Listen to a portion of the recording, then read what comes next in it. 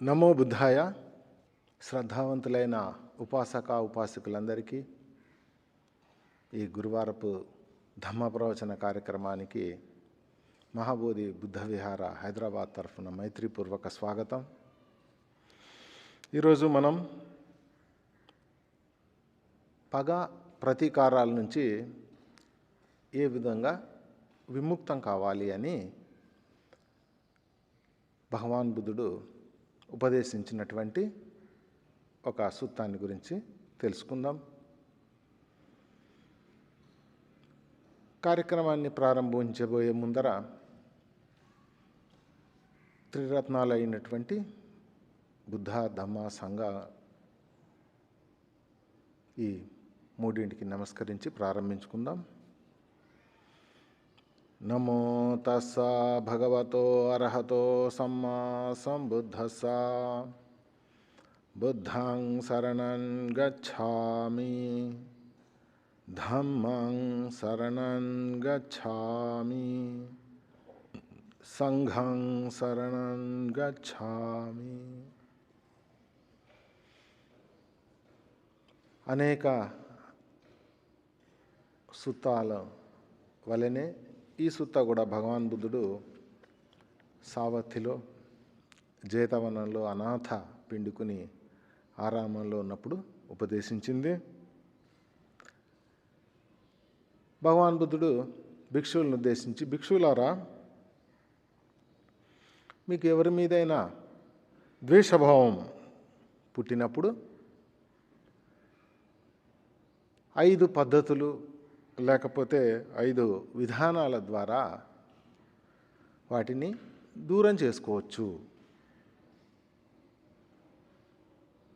మరి ఆ 5 పద్ధతులు ఏవి అని భగవాన్ బుద్ధుడు భిక్షువుల్ని ప్రశ్నించి ఇలా చెప్తున్నాడు. ఇంకా మొట్టమొదట, మీకు ఎవరి మీదైనా ద్వేషభావం కలిగినప్పుడు వారి పట్ల మైత్రీ భావాన్ని పెంపొందించుకోవాలి. ఎప్పుడైతే మైత్రీ భావాన్ని పెంపొందించుకుంటామో అప్పుడు మీకు వారి పట్ల పగ ప్రతీకారాల భావన అంతమవుతుంది. మనకు తెలుసు, ఎవరైనా మనకి ఇలాంటి ద్వేషభావాలు కలగాలంటే శారీరకంగా అయినా సరే ఏదైనా మనకి హాని కలిగించాలి, లేకపోతే మాటల ద్వారానే హాని కలిగించాలి. అప్పుడు మనకి ద్వేషభావం కలుగుతుంది. ఆ ద్వేషభావం కలిగినప్పుడు మైత్రీ భావం ద్వారా దాన్ని దూరం చేసుకోవాలి అని భగవాన్ బుద్ధుడు చెప్తున్నాడు. ఇది ఒకటవ విధానం. రెండవ విధానం, ఇలానే మీకు ఏ వ్యక్తి మీద అయినా సరే ద్వేషభావం కలిగినప్పుడు వారి పట్ల కరుణను పెంపొందించుకోవాలి. ఇది రెండవ పద్ధతి. ఇలా చేసినట్లయితే, కరుణను వారి పట్ల పెంపొందించుకున్నట్లయితే అప్పుడు మనలో పగ ప్రతీకారాల భావం, తీర్చుకోవాలనే భావం తగ్గిపోతుంది. ఇది రెండవది. అలానే మూడవది, వారి పట్ల ఉపేక్షాభావాన్ని పెంపొందించుకోవాలి. ఎవరి పట్లనైనా మనకి ద్వేషం కలిగినప్పుడు దాన్ని తీసేయాలనుకుంటే ఉపేక్షాభావాన్ని పెంపొందించుకోవాలి. వీటన్నిటి గురించి తర్వాత విడివిడిగా మాట్లాడుకుందాం. ఇక నాలుగవది ఏది అంటే, ఎవరి పట్ల అయినా ద్వేషభావం ఏర్పడ్డప్పుడు మరి ఆ ద్వేషభావాన్ని తొలగించుకోవాలి, పగ ప్రతీకారాల భావం ఉండకూడదు ఏమాత్రం అనుకున్నప్పుడు అసతి మనసికారో అంటే వాళ్ళని పట్టించుకోకుండా ఉండడం అనేది ఒకటి నాలుగవ పద్ధతి. ఇంకా చివరి పద్ధతి, ఐదవ పద్ధతి ఏంటంటే, ఇలా ఎవరి పట్లైనా ద్వేషభావం కలిగినప్పుడు కమ్మసకో అంటే ఆయన కమ్మకు బద్ధుడు ఆయన లేకపోతే ఆమె ఎవరైనా కావచ్చు. కమ్మకు బద్ధుడు అనేటువంటిది. కమ్మసుకు అంటే కమ్మకు కర్త యాక్చువల్గా. కమ్మ దాయాదు అంటే కమ్మకు వారసుడు. తర్వాత కమ్మయోని, కమ్మ మూలం అంటే కమ్మ నుంచే వచ్చింది. కమ్మ బంధు, కమ్మనే ఆ వ్యక్తి యొక్క బంధువు. కమ్మపటి శరణు, కమ్మానికే శరణు పొందాడు లేకపోతే పొందింది, ఆ వ్యక్తి శరణ్యం పొందారు. ఇంకా మంచి కర్మలు చేసినట్లయితే లేకపోతే చెడ్డ కర్మలు చేసినట్లయితే దానికి వారు వారసులు అవుతారు. ఇలా అనుకోవాలి. ఇవి 5 రకాలైన పద్ధతులు. ఇప్పుడు ఒక్కొక్కటి విడివిడిగా తెలుసుకుందాం. మొట్టమొదటిది, ఎవరి పట్లైనా ఇలా ద్వేషభావం కలిగినప్పుడు మైత్రి చేయమని భగవాన్ బుద్ధుడు చెప్పాడు కదా. ఈ మైత్రి ధ్యానం అనేది మనకి జాతక కథల్లో ఉంది, ఇంకా సుత్త నిపాతలో ఉంది, కరణీయమెత్త సుత్త, ఇంకా ఈ రాహులవాద సుత్తలో ఉంది. ఇలా త్రిపీఠకలో మనకి చాలా చాలా చాలాసార్లు కనపడేటువంటిదే ఈ మైత్రి భావన. మెత్త, పాలీలో మెత్త, మైత్రి భావన, ఇంకా ఇంగ్లీష్లో దాన్నే లవింగ్ కైండ్నెస్గా అనువదిస్తారు. ఇది ఎలా చేయాలి అంటే, ఇది ఏ స్థితిలోనైనా చేయదగ్గది. కూర్చొనే చేయాలి అనేం లేదు ఈ ధ్యానం. నిలబడ్డా 4 దశల్లో నడుస్తున్నా, నిలబడ్డా, కూర్చున్నా, ఇలా పడుకున్నా ఈ ధ్యానం చేయదగింది. అందరూ చేయదగినటువంటి ధ్యానం. ఇందులో 3 రకాలుగా చేయొచ్చు ఈ ధ్యానాన్ని. మొదట కళ్ళు మూసుకొని ప్రశాంతంగా కూర్చొనో ఏ స్థితిలో ఉన్నప్పటికీ నేను సుఖంగా ఉండాలి, ఆనందంగా ఉండాలి. ఇలా మన నుంచి ప్రారంభించి తర్వాత మన కుటుంబ సభ్యులు వాళ్ళ నవ్వుతున్న ముఖాలని చూస్తూ ధ్యానంలో వాళ్ళు కూడా హాయిగా సుఖంగా ఉండాలి అని, అంతటితో ఆగకుండా మనం పరిధిని పెంచుకుంటూ మన వీధి, మన నగరం, మన రాష్ట్రం, మన దేశం, మన ఖండం, మన విశ్వం, మన ప్రపంచం, మొత్తం ప్రపంచం, ఇంకా ప్రపంచాన్ని దాటి విశ్వం, ఇలా అందరూ సుఖ సంతోషాలతో ఉండుగాక. కేవలం మనుషులే కాదు, అన్ని ప్రాణులు, అవి చిన్నవైనా పెద్దవైనా, కనిపించినా కనపడకపోయినా, ఇలా భావన చేయడం అనేది మైత్రి. ఇంకా అదే కాకుండా ఇంకొక 2 పద్ధతులు ఉన్నాయి. ఎలా? ఒకటి, మనం కూర్చొని తూర్పు దిశలో ఉన్నటువంటి అన్ని ప్రాణులు సుఖంగా ఉండుగాక, హాయిగా ఉండుగాక, ఈ రకంగా అనుకోవడం. పడమర, తర్వాత ఉత్తర, దక్షిణ, ఈ దిశలన్నిటిలో ఉన్నటువంటి ప్రాణులందరూ హాయిగా ఉండాలనుకోవడం. ఇంకా తర్వాత అనుదిశ అంటే ఆ రెండిటి మధ్యలో ఉండేది. నార్త్కి, ఈస్ట్కి అంటే ఉత్తరానికి, తూర్పుకి మధ్య అనేటువంటి ఈశాన్యం, తర్వాత నైరుతి, ఆగ్నేయం, వాయువ్యం, ఇలా 8 దిక్కులు, ఊర్ధ్వ దిక్కు, అధో దిక్కు, ఈ రకంగా మనం ధ్యానం చేయాలి. ఇది ఒక పద్ధతి. అన్ని ప్రాణులు హాయిగా ఉండాలి, సుఖంగా ఉండుగాక అని. లేకపోతే మన గృహం నుంచి, లేకపోతే ఏ మొనాస్ట్రీలోంచో ఇక్కడ ఉండే వాళ్ళు అందరూ హాయిగా ఉండుగాక, భిక్షులు హాయిగా ఉండుగాక, ఉపాధ్యాయులు హాయిగా ఉండుగాక, ఈ రకంగా.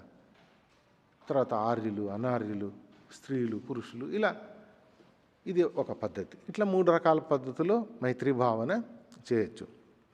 కేవలం ఈ ధ్యానానికే పరిమితం కాకుండా ఇది మనసుతో చేసేటువంటి కర్మలు. అలా కాకుండా మీరు మీ మైత్రీ భావాన్ని మీ చేతల ద్వారా కూడా చూపించవచ్చు. ఎవరికైనా ఆనందంగా ఉండడానికి సహాయపడవచ్చు, లేదా మాట సహాయం కూడా చేయొచ్చు, ప్రేమగా మాట్లాడవచ్చు. ఇది మొట్టమొదట ఇలా డెవలప్ చేసుకున్న తర్వాత మన మనసు చాలా శక్తివంతం అవుతుంది, మృదువుగా అవుతుంది, ధ్యానానికి అనుకూలంగా మారుతుంది. భగవాన్ బుద్ధుడు కూడా వేరే సూత్రలో చెప్పాడు, 11 రకాలైన ప్రయోజనాలు కలుగుతాయని. సుఖంగా నిద్రపోతారు, సుఖంగా లేస్తారు, చెడు కలలు రావు, ఇలా 11 రకాలైనటువంటి ఇవి చెప్పాడు. సమయం ఉంటే చివరిలో వీటి గురించి మాట్లాడుకుందాం. ఇలా మనసు ద్వారా పెంపొందించుకున్నాం అనుకోండి, మన మనసు శక్తివంతమై మృదువుగా మారిన తర్వాత మనం ఎవరి మీద కావాలంటే వాళ్ళ మీద మన మైత్రీ భావాన్ని ప్రసరింపజేయగలుగుతాము. ఇది మొట్టమొదటిది అయినటువంటి మైత్రి. ఇంకా రెండవది కరుణ. ఎవరి మీదైనా ద్వేషభావం కలిగితే కరుణ పెంపొందించుకోవాలి అని చెప్పాడు భగవాన్ బుద్ధుడు. కరుణ అంటే ఎవరైనా సరే ఏదైనా బాధల్లో ఉన్నా, దుఃఖంలో ఉన్నా కానీ వారి పట్ల మనం ప్రదర్శించే జాలి, దయ, ఇవన్నీ కరుణ. ఈ కరుణ ధ్యానం కూడా ఎవరికైనా, ఉదాహరణకు ఎవరికైనా బాలేదు అనుకోండి, వాళ్ళు సుఖంగా ఆరోగ్యం పొందుగాక, వాళ్ళ కష్టాలుంటే కష్టాలు వాళ్ళవి పోగాక, ఇలా మనం మానసికంగా భావన చేయాలి. వాళ్ళ కష్టాల నుంచి విముక్తి పొంది వాళ్ళు హాయిగా ఉండుగాక, ఇలా భావన చేయడం అనేది కరుణ. మరి యథావిధిగా మనసుతోనే కాకుండా చేతల ద్వారా కూడా వాళ్ళ కన్నీళ్ళు తుడవడానికి ప్రయత్నించాలి. వాళ్ళకి మనం వీలైనంత సాయం చేయడానికి ప్రయత్నించాలి. ఏ బాధల్లో ఉంటారో వాళ్ళ బాధలను పోగొట్టడానికి కృషి చేయాలి. ఇంకా మాట ద్వారా కూడా సహాయం చేయొచ్చు. బాధల్లో ఉంటే వాళ్ళు ఓదార్చగలుగుతాము. ఈ రకంగా కరుణను ప్రాక్టీస్ చేయాలి. అలా చేసిన తర్వాత మనం శక్తివంతంగా అయిపోయి మన మనసు ఎప్పుడైనా కావాలంటే ఎవరి మీదైనా సరే మనం మన కరుణను ప్రసరింపజేయగలుగుతాము. మూడవది ఉపేక్ష. ఈ ఉపేక్ష ఎవరి మీదైనా ద్వేషభావం కలిగినప్పుడు ఉపేక్షను మనం పెంపొందించుకోవాలి. ఎప్పుడైతే ఉపేక్షను పెంపొందించుకుంటామో ద్వేషభావం నశిస్తుంది. మరి ఉపేక్షను పెంపొందించుకోవాలంటే ఈ ఉపేక్ష అంటే ఏమాత్రం రియాక్ట్ కాకుండా ఉండడము. వాళ్ళు మనల్ని శారీరకంగా మానసికంగానో ఇబ్బంది పెట్టచ్చు. దానికి మనం ప్రతిస్పందన, రియాక్షన్ లేకుండా ఉండడం అనేది ఈ ఉపేక్ష దీని కిందికి వస్తుంది. ఇక్కడ భగవాన్ బుద్ధుడు 4 బ్రహ్మవిహారాల గురించి చెప్పాడు. ఆ 4 బ్రహ్మవిహారాలు సాధన చేస్తే బ్రహ్మలోకంలో పుట్టగలిగినటువంటి వాటికి అంత శక్తి కలిగినటువంటివి. అందులో మెత్త, కరుణ ఉంది. తర్వాత ముదిత, ఉపేక్ష. వాటిలలో ముదిత తప్పించి ఇక్కడ 3 ఈ ధర్మాలు, ఈ విహారాలు ఇక్కడ చెప్పబడ్డాయి. మరి 4వది వాళ్ళ మీద ఎవరి మీద అయినా సరే మనకి ద్వేషభావము పుట్టింది అని తెలుసుకున్న తర్వాత మనం ఏం చేయాలి? వాళ్ళని దాన్ని పట్టించుకోకూడదు అనమాట. అసతి అమనసికార. ఇప్పుడు ఎవరైనా సరే మనల్ని ఏదైనా, ఉదాహరణకి ఏదైనా మాట ద్వారా మనల్ని బాధ పెట్టారనుకోండి, అది వాళ్ళు ఒకసారి అని ఉండొచ్చు బహుశా.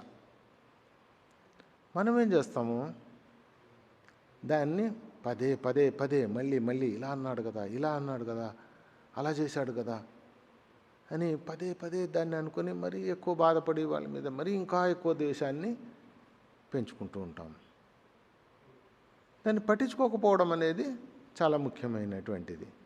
భగవాన్ బుద్ధుడు ఈ విషయం ధమ్మపద గాథలో కూడా చెప్పాడు. అక్కొచ్చి మంగ విధిమంగని, నన్ను కొట్టాడు, నన్ను తిట్టాడు, నాకు ఇలా అపకారం చేశాడు, ఇలా ఇలా అనుకుంటే వైరం అనేది ఎప్పటికీ తగ్గదు. కాబట్టి దాన్ని పట్టించుకోకుండా ఉండడం అనేది, అలా చేసినట్లయితే మనకి వాళ్ళ పట్ల ద్వేషభావం, ఇంకా పగ ప్రతీకారాలు తీర్చుకునే ఉద్దేశాలు ఇట్లాంటివన్నీ అంతమవుతాయి. ఈ ఉపేక్షకి మూడో దానికి ఈ నాలుగో దానికి తేడా ఏంటంటే, ఉపేక్షలో మనం ఏమీ రియాక్షన్ చేయము. వాళ్ళు ఏదో అన్నా కానీ, అంటున్నప్పుడు కానీ దాని మీద మన ప్రతిస్పందన మాత్రం ఏమీ ఉండదు. ఇది జరిగిపోయిన తర్వాత ఇది నాలుగవది అసత్య మనస్కారం ఏంటంటే, జరిగిపోయిన తర్వాత మళ్ళీ మళ్ళీ దాన్ని నెమరు వేసుకోకుండా ఉంటాము. ఇది రెండిటి మధ్య ఉన్నటువంటి తేడా. ఇంకా ఐదవది, కమ్మకి వాళ్ళే కర్తలు అని అనుకోవడం అనేది. కమ్మ అనగానే మనం ఎన్నోసార్లు ఎన్నో వినుంటాము. మనం ఒకలాంటి అభిప్రాయం ఏర్పరచుకొని ఉంటాము. ఈ భగవాన్ బుద్ధుడు చెప్పినటువంటిది మనం కర్మ కమ్మ ఒకటిగా అనుకుంటాము. కానీ భగవాన్ బుద్ధుడు చెప్పినటువంటి కమ్మ కొంచెం వేరేగా ఉంటుంది. ఇది ఏ రకంగా వేరుగా ఉంటుంది అంటే, నేను ఉదాహరణతో కూడా వివరిస్తాను. ఈ కమ్మకు వాళ్ళే బాధ్యులు, ఎవరి కమ్మకు వాళ్ళే బాధ్యులు అనేటువంటిది భగవాన్ బుద్ధుడు చెప్పినటువంటిది. అందరూ ఇక్కడ అపార్థం చేసుకునే అవకాశం ఉంది. భగవాన్ బుద్ధుడు చెప్పింది, ఉద్దేశపూర్వకంగా ఏ పనైనా చేసినట్లయితే అది మంచిది కానీ చెడ్డది కానీ వాళ్ళకి ఆ మంచిదో చెడ్డదో అనేక రకాలుగా ఫలితాన్ని ఇస్తూ ఉంటుంది. ఇది మార్చలేనటువంటిది కానే కాదు. మనం ఇది ఫిక్స్డ్ పర్మనెంట్ అనేటువంటిది కాదు, శాశ్వతమైనది కాదు. దీన్ని మనం మంచి పనుల ద్వారా దాని ప్రభావాన్ని తగ్గించుకోవచ్చు కూడా. సరే, మనం మరి ద్వేషభావాన్ని తగ్గించుకోవాలంటే కమ్మస్ కోమ్హి అంటాం కదా. అంటే కమ్మకు లేకపోతే ఆ వ్యక్తి స్త్రీ అయినా పురుషుడైనా వాళ్ళ కమ్మకు వాళ్ళే బాధ్యులు అని అనుకోవాలి. అప్పుడు మనకి వారి పట్ల ఇట్లా ద్వేషభావం కానీ పగ ప్రతీకారాలు తీర్చుకోవాల్సిన అవసరం కానీ రావు. ఎందుకు? వాళ్ళ కర్మకు వాళ్ళే అనుభవిస్తారు, వాళ్ళకి అదే ఫలితాన్ని చూపిస్తుంది. ప్రత్యేకంగా నేను చేయాల్సిన పని ఏమీ లేదు. అట్లానే వాళ్ళ కమ్మకు వాళ్ళే వారసులు, వాళ్ళ కమ్మకు వాళ్ళే మూలము, వాళ్ళ వల్లే పుట్టుతుంది. తర్వాత వాళ్ళ కమ్మనే వాళ్ళ బంధువు. మేలు చేకూర్చవచ్చు, వాళ్ళు మంచి చేస్తే మేలు చేకూరుస్తుంది, మంచి కర్మలు చేస్తే మంచి ఫలితాలు వస్తాయి, చెడు చేస్తే చెడు వస్తాయి. కమ్మకే పటి శరణు, కమ్మకే శరణు వెళ్ళాలి. ఇలా ఆలోచించామనుకోండి, దాంట్లో మన పాత్ర ఏమి ఉండదు. మనం అనవసరంగా వాళ్ళ మీద ద్వేషభావం పెంచుకొని వాళ్ళని ఏదో చేసి మనం ఏదో ఇబ్బందుల పాలవ్వాల్సిన అవసరం రాదు. ఇంకా కమ్మ గురించి చెప్పాలంటే, ఇది శాశ్వతం కాదు అని అనుకున్నాం కదా. ఉదాహరణకి ఈ వంట చేసేవాళ్ళు ఉన్నారనుకోండి, కూరలో కొంచెం ఉప్పు ఎక్కువైంది. అప్పుడు దాన్ని ఎలా తగ్గించాలో ఆ ఎక్స్పర్ట్స్, దాంట్లో పరిణతి సాధించిన వాళ్ళకి తెలుసు. ఉప్పు అయితే ఉంటుంది కానీ దాని ప్రభావం ఆ తినేవాళ్ళ మీద లేకుండా దాన్ని తగ్గించడానికి ఏదో కలపడము, ఏదో చేసి దాన్ని తగ్గించగలుగుతారు. కమ్మ కూడా అలానే. మీరు ఒక చెడు కమ్మ చేశారు, దాని ఫలితం అయితే ఉండనే ఉంది, ఉప్పు లాంటిది అది. మరి దాన్ని తగ్గించడానికి అనేక రెట్లు మంచి పనులు చేశారనుకోండి, అప్పుడు ఆ కమ్మ, చెడు కమ్మ దాని ప్రభావాన్ని చూపియదు. కాబట్టి శాశ్వతమైనది అని అనుకోవాల్సిన పని లేదు. కాబట్టి మనం ఈ రకంగా 5 రకాలుగా మనం ఆలోచించినట్లయితే వాళ్ళ మీద మనకి ద్వేషము, పగ, ప్రతీకారాలు ఇలాంటివి వచ్చే అవకాశమే ఉండదు. గుర్తున్నాయి కదా 5? కానీ దానికి మొట్టమొదట మనం కొంచెం సాధన చేసి పెంపొందించుకోవాల్సినటువంటివి. ప్రతిరోజు మనం ఇట్లా మైత్రి ధ్యానం చేయడం కావచ్చు, కరుణ. ఇంకోటి, ధ్యానంలో మనం మైత్రి, కరుణ అని లేకుండా మైత్రి పేరు మీద చెప్పినప్పటికీ ఈ కరుణ, మైత్రి అవన్నీ కలిపే చేస్తాం మనం ధ్యానంలో. వాళ్ళు సుఖంగా ఉండుగాక, ఆరోగ్యంగా ఉండుగాక, ఆనందంగా ఉండుగా, హాయిగా ఉండుగాక, ఇలా మనం కరుణ, మైత్రి కలిపే చేస్తాం ధ్యానం చేసేటప్పుడు. అన్ని ప్రాణుల పట్ల ఏ మాత్రం భేదభావం లేకుండా, మన పర అనే భేదాలు లేకుండా ఇలా మనం ప్రాక్టీస్ చేస్తాం. అలా మనసును మనం సిద్ధపరచుకున్న తర్వాత అప్పుడు ఎవరైనా ఏమన్నా అన్నా కానీ మన మనసు అప్పటికే సుభావితం, అంటే బాగా అభివృద్ధి చెందినటువంటి మనసు, వాళ్ళ పట్ల మనం మైత్రీభావాన్ని కావాలంటే మైత్రీభావాన్ని ప్రదర్శించవచ్చు, కరుణ ప్రదర్శించవచ్చు, ఉపేక్ష ప్రదర్శించవచ్చు, తర్వాత పట్టించుకోకుండా ఉండొచ్చు, ఇంకా వాళ్ళ కర్మకు వాళ్ళు ఫలితాన్ని అనుభవిస్తారని మన పాత్ర ఏమీ లేకుండా చేయొచ్చు. ఈ రకంగా భగవాన్ బుద్ధుడు 5 మార్గాలు చూపించాడు. కాబట్టి ఈ ఉపాసకులందరూ వీటి గురించి చక్కగా ఆలోచించి మననం చేసుకొని వాటిని నిజ జీవితంలో పాటించి ప్రయోజనం పొందాలి. నిజ జీవితంలో ప్రయోజనమే కాదు, భగవాన్ బుద్ధుడు టీచింగ్ కేవలం అదే టీచింగే ప్రస్తుత జీవితంలో పనికొస్తుంది. ఒకవేళ నెక్స్ట్ జీవితం ఉన్నట్లయితే దానికి పనిచేస్తుంది. వీటన్నిటిని అధిగమించే అటువంటి నిర్వాణం వైపు తీసుకుపోవడానికి కూడా ఇవన్నీ ఉపకరించే సాధనాలే. చూడండి, ఇవన్నీ మనకు అనిపించచ్చు మాంకులు సాధన చేసేటువంటివి, మనం చేయాల్సిన అవసరం లేదు అనుకుంటాం. కానీ ఉదాహరణకి మైత్రీభావాన్ని తీసుకోండి. ఎవరి మధ్య ఉండాలి అది? కుటుంబ సభ్యుల మధ్యలో అవసరం లేదా? తల్లికి, పిల్లలకి, భార్యాభర్తలకి, సోదర సోదరీమణులకి. ఇది కేవలం ఈ మాంక్స్కి సంబంధించిందే అనుకోవడం అనేది కాదు. మనకి కుటుంబ జీవితంలో కూడా ఈ ప్రేమాభిమానాలు అవసరమవుతాయి. అలానే మీరు ఏదైనా కార్యాలయంలో పనిచేసేటప్పుడు కూడా ఈ మైత్రీభావాలు ఇవన్నీ అవసరపడవా? పరస్పర నమ్మకం, విశ్వాసం, ఇవన్నీ మనకి కుటుంబంలోనూ, సమాజంలోనూ, ఇంకా దేశం పరంగా, అంతేకాకుండా వ్యక్తిగతంగా మన ధమ్మ మార్గంలో ముందుకు పోవడానికి కూడా ఇవన్నీ సహాయకారి అవుతాయి. కాబట్టి ఈ గుణాల గురించి చక్కగా ఆలోచించి వాటిని పెంపొందించుకొని మరి నిర్వాణ పదగాములవ్వాలని నేను మనస్ఫూర్తిగా ఆకాంక్షిస్తూ, దీవిస్తూ ఈ ప్రవచనాన్ని ముగిస్తున్నాను. మైత్రీ భావనతో ఈ కార్యక్రమాన్ని ముగిద్దాం. సుఖీ భవేయం నిర్దుఃఖో అహం నిత్యం అహం వియా హితా చ మే సుఖీ హోంతు మజ్జఠాత చ వేరినో ఇమాం హి గామాఖ్యేత్తాం హి సత్తా హోంతు సుఖీ సదా తతో పరంచ రాజ్యేషు చక్కవాలేషు జంతునో. సాధు సాధు సాధు. మళ్ళీ వచ్చే గురువారం ఇంకొక కార్యక్రమంతో కలుసుకుందాం. అంతవరకు సుఖంగా ఉండుగాక. సుఖీ హోతు.